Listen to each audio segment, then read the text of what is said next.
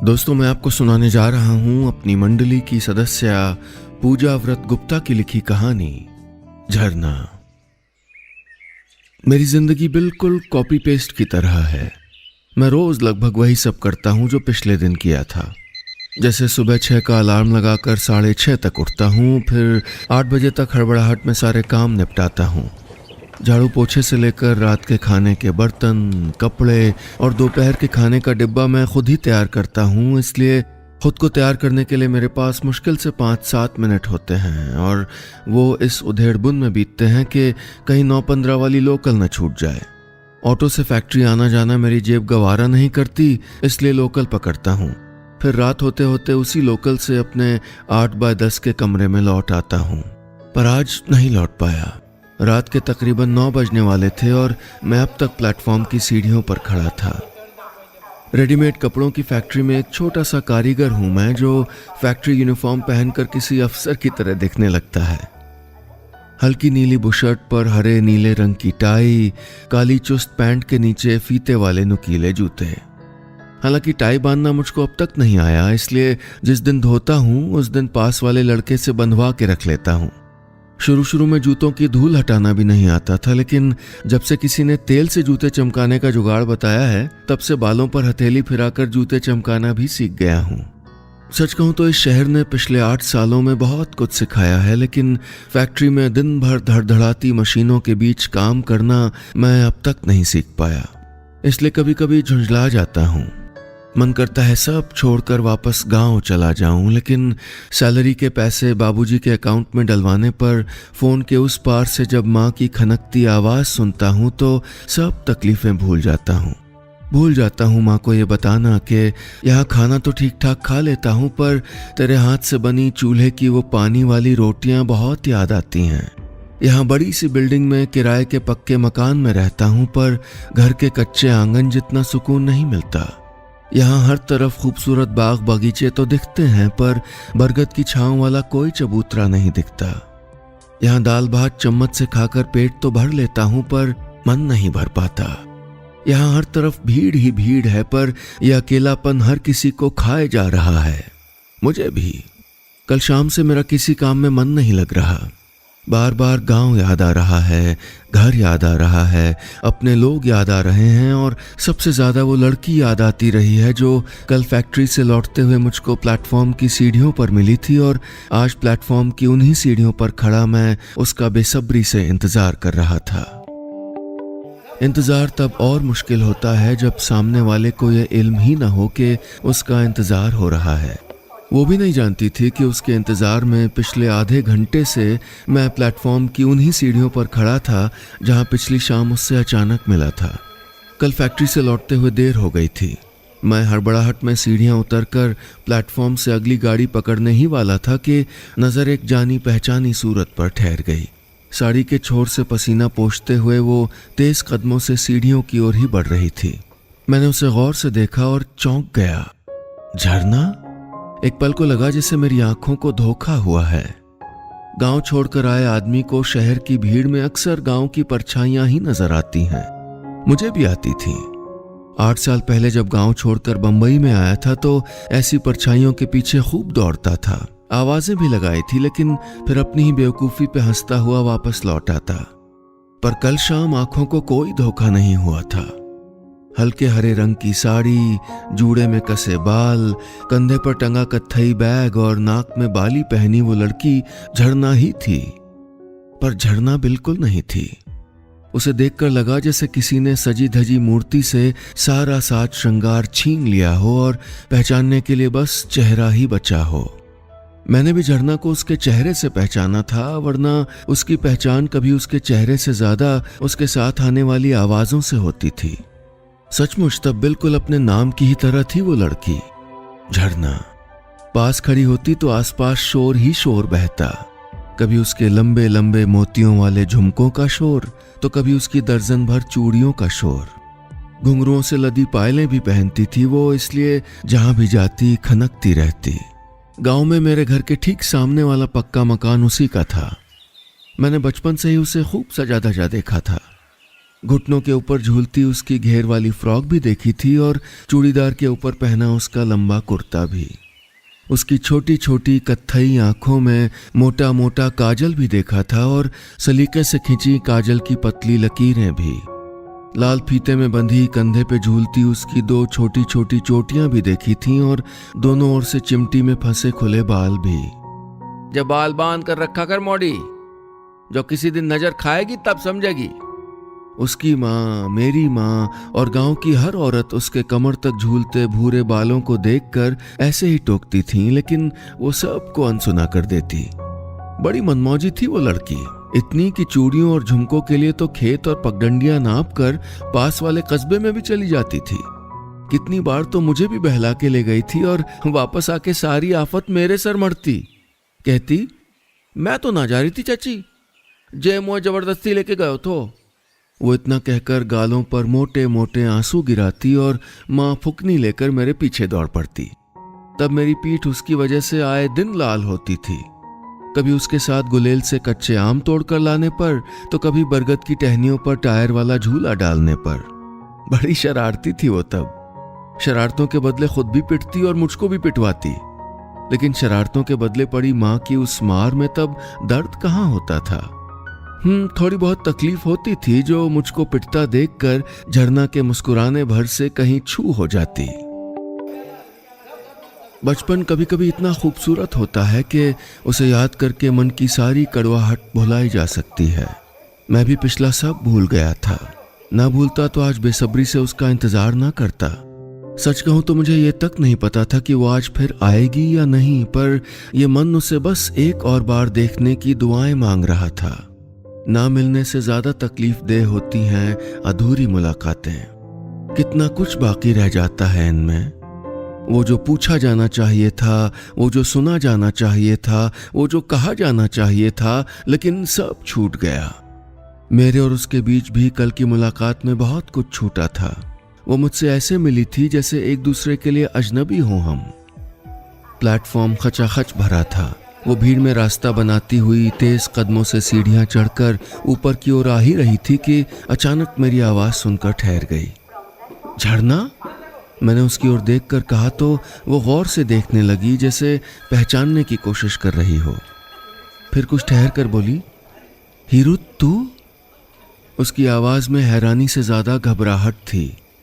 घबरा मैं भी रहा था, लेकिन अपनी सारी घबराहट छुपाते हुए मैं उससे हर सवाल मुस्कुराकर पूछता रहा।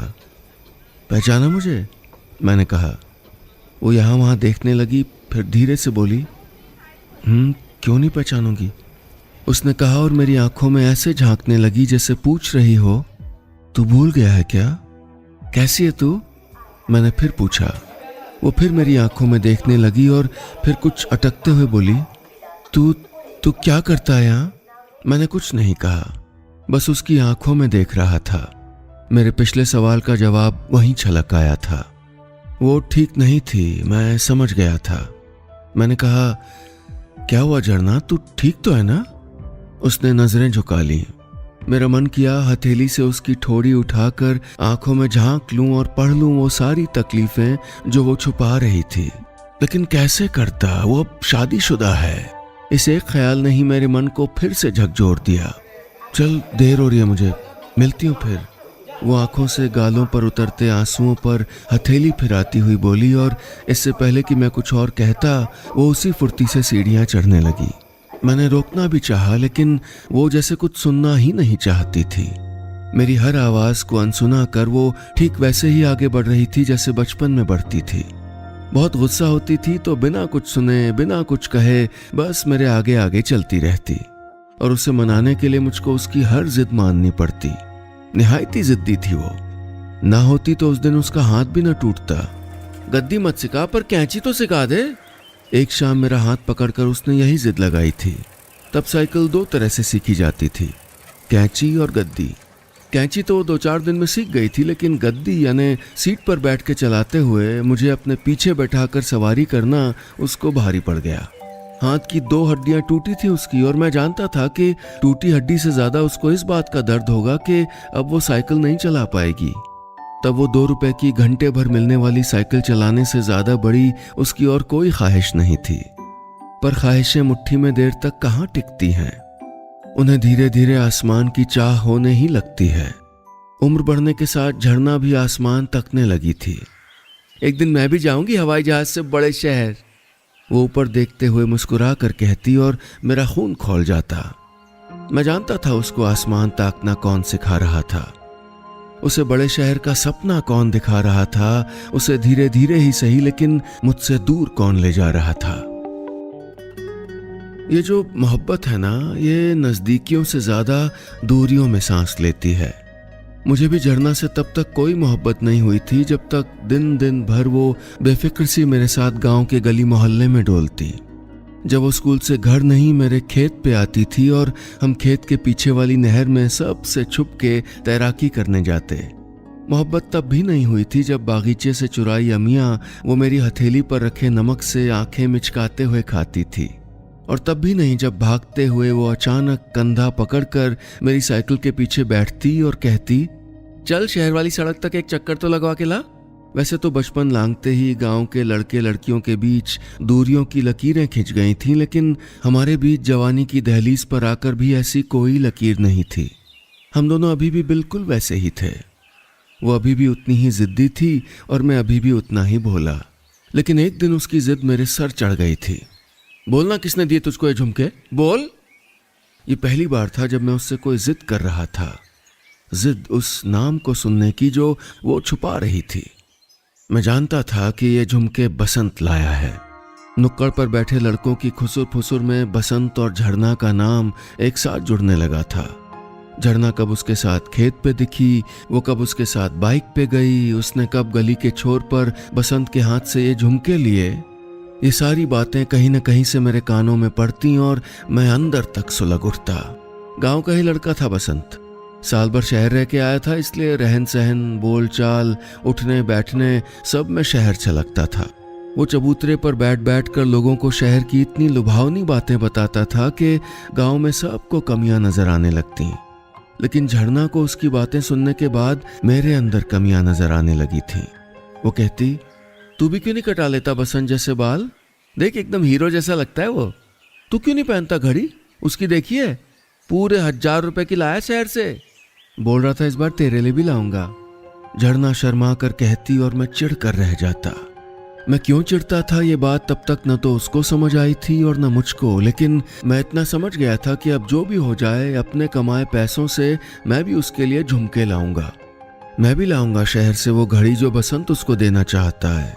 वो हवाई जहाज से अकेले नहीं मेरे साथ करेगी आसमान की सैर।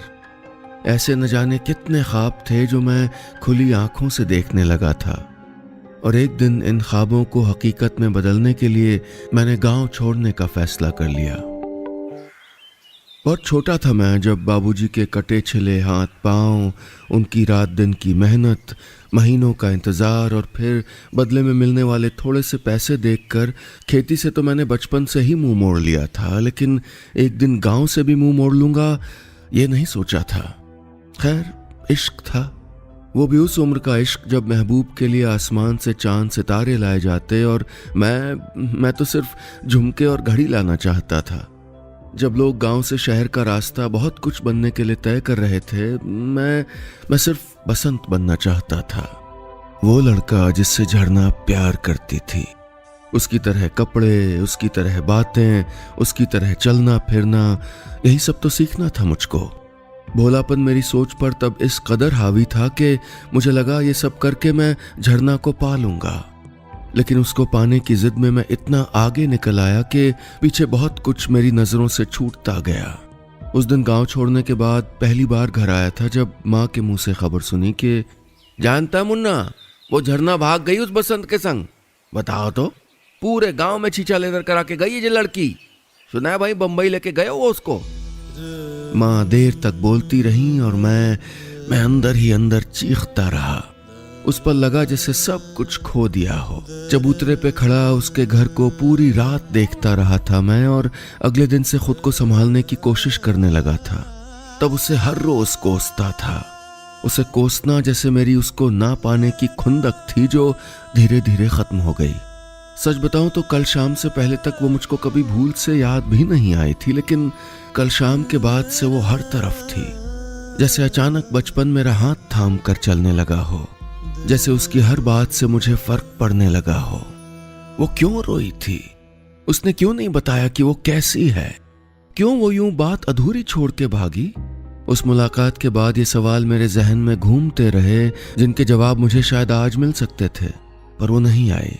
मैं काफी देर तक इंतजार करता रहा, फिर अगले दिन की उम्मीद में वापस घर लौट आया। वो अगले दिन भी नहीं आई। मैं उस गाड़ी के रुकने के बाद प्लेटफॉर्म पर भीड़ के छटने तक उसे यहाँ वहाँ ढूंढता रहा, पर वो कहीं नहीं दिखी। मैं हताश होकर सीढ़ियों से नीचे की ओर उतर ही रहा था कि अचानक सामने से किसी की आवाज आई, ए सुनो। मेरे सामने चश्मा लगाए एक अधेड़ उम्र की औरत खड़ी थी। कुछ देर मुझे ऊपर से नीचे तक गौर से देखती रही, फिर बोली, तू कौन है उसका? किसका? मैंने चौंक कर कहा। अरे उसी का जिसके साथ उस दिन यहाँ खड़े होकर बात कर रहा था। वो क्या नाम है उसका? हाँ, झरना। उसने झरना का नाम लिया तो मैं और चौंक गया। मैंने कहा, जानने वाली है? क्यों, क्या हुआ? वो बोली, एक्सीडेंट हुआ है उसका। उसके साथ वाली ने बताया था। 4 दिन से अस्पताल में पड़ी है बेचारी, कोई देखने वाला तक नहीं है। उसका आदमी तो शादी के महीने भर बाद ही यहाँ अकेला छोड़ के भाग गया था। जैसे तैसे बड़े घरों में दिन भर काम करके पेट पाल रही थी, सो अब वो भी नहीं कर पा रही। तुझे उस दिन साथ देखा था, लगा शायद तू जानता होगा। मैं सन्न था, समझ ही नहीं आ रहा था कि क्या करूं। मैंने फटाफट उस औरत से अस्पताल का पता लिया और जैसे तैसे ढूंढता हुआ झरना के पास पहुंचा। चारों तरफ मरीजों से घिरे एक बड़े से कमरे में वो सामने ही दिख गई। आंखें बंद किए चुपचाप लेटी थी। उसके माथे पर, दाहिने हाथ पर और पैरों में पट्टियां बंधी थीं। मैं भरी आंखों से कुछ देर दरवाजे से सटा उसको देखता रहा और फिर हिम्मत करके उसके करीब आ गया। झरना, मैंने धीरे से कहा। गला रुंध गया था मेरा। उसने चौंक कर आंखें खोली और मुझको देखती ही रह गई। कुछ कहना चाहती थी, फिर नहीं बोली। उसकी आंखों के किनारे आंसुओं की बड़ी बड़ी लकीरें बन रही थीं। कुछ सोचकर वो बार बार सुबक रही थी। मैं चुपचाप भरी आंखों से उसकी ओर देखता रहा। उसके चेहरे में सिर्फ सूनापन बिखरा था। मैं जानता था कि अब उसके कानों को झुमके की नहीं, किसी के प्यार भरे लफ्जों की दरकार थी। उसकी सूनी कलाइयां चूड़ियों से नहीं, किसी की हथेली के स्पर्श से भरना चाहती थीं। उसके माथे का सूनापन किसी बिंदी से नहीं, प्यार में डूबे एक बोसे से ही मिटाया जा सकता था। और उसकी वो सूनी सूनी आंखें अब कोई झूठा ख्वाब नहीं, बस हकीकत देखना चाहती थीं। क्यों नहीं बताया तूने झरना? क्यों ये सब अकेले झेलती रही? मैंने धीरे से उसके करीब आकर कहा। कैसे बताती और क्या बताती? भाग कर आई थी गांव से, वापस जाती तो कैसे जाती, बताओ ना। कहते कहते वो रोने लगी। मैं कुछ देर चुपचाप खड़ा रहा, फिर उसके थोड़ा और करीब आया और अपनी हथेली उसकी हथेली पर रख दी। वो देर तक सुबकती रही और मैं देर तक उसकी हथेली थामे यूं बैठा रहा।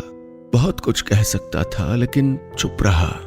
कल कल बहती बिला वजह शोर करती झरना, वो भी तो चुप थी, पर बड़ी आसानी से पढ़ रहे थे हम एक दूसरे का अनकहा। बस इतनी सी थी ये कहानी।